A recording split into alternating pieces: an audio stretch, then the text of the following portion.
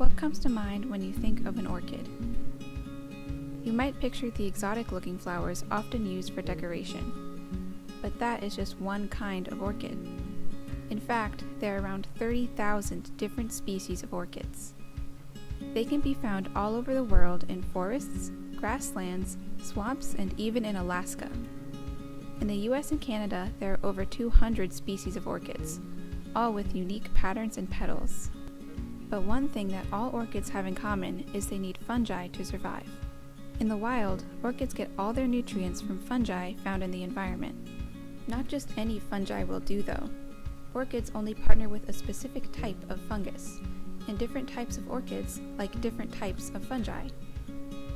Scientists are still trying to figure out what orchids need to grow best, but time is running out.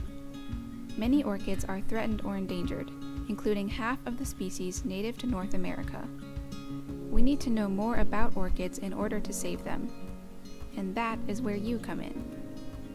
You will be helping in a science experiment to find the best way to grow orchids that are native to the US.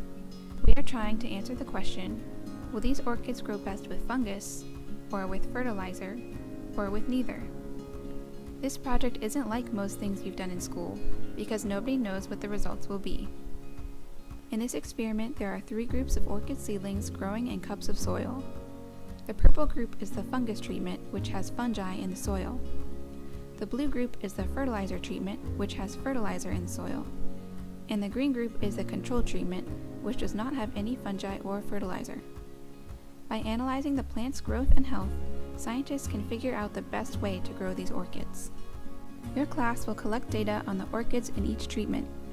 You will write down everything you measure as well as the date and the temperature of the room. All this data will be entered into an online form for scientists to see.